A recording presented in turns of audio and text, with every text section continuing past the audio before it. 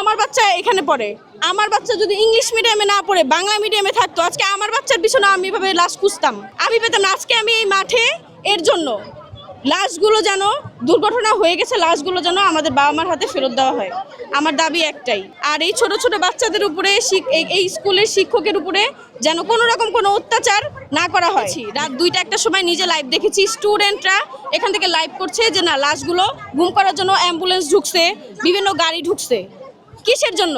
সন্ধ্যার দিকে সংখ্যা লুকানো হয়েছে। আমরা কালকে ঘটনাস্থলে ছিলাম, কালকে যখন ঘটনা ঘটেছে তখন আমার বোনের ছেলে আমরা আসছি এখানে, আসার পরে ঘটনাস্থলে লাশ, মানে অর্ধেক লাশ, পা নাই হাত নাই এরকম লাশ পড়ে ছিল।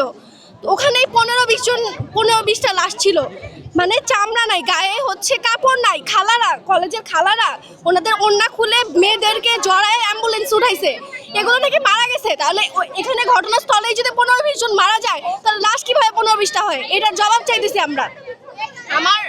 আমার বোনের ছেলে এখানে আবারও আসবে, আমার বোনের ছেলে না আসুক, মারা গেছে ওইটা তো আমার বোনের ছেলে হইতে পারতো।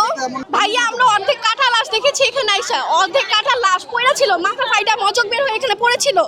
আপনারা তো ইউটিউবে ভিডিও দেখেছেন, ফেসবুকে দিয়েছে, ওগুলা দেখার পর ওনারা কিভাবে হাইড করতে চাচ্ছে। যখন ছাত্ররা সংখ্যা বলতে গেছে তখন ওদেরকে মারা হয়েছে। কেন মারা হয়েছে? আমি এখানে পড়ি না, আমার ভাগ্নে পড়ে, আমি এক্স মাইলস্টোনিয়ান, আমি আমার ভাই বোনদের জন্য দৌড়ে আসছি এখানে। কেন আসতে হয়েছে? আমার ভাগ্নে তো মারা যায় নাই, ওদের বাবা মা সাফার করতেছে। আর ওখানে আমরা হইতে পারতাম। আমরা নিরাপত্তা চাইতেছি, আহতদের সঠিক সংখ্যা চাচ্ছি, আমরা নিহতদের লাশের সংখ্যা চাচ্ছি। আর ওনারা এখানে কেন, এখানে প্রশাসন কেন অস্ত্র নিয়ে আসছে? আমরা এখানে মারামারি করতে এসেছি? আমাদের আছে হচ্ছে এখানে আবাসিক এলাকায় কোনো ট্রেনিং নেওয়া যাবে না।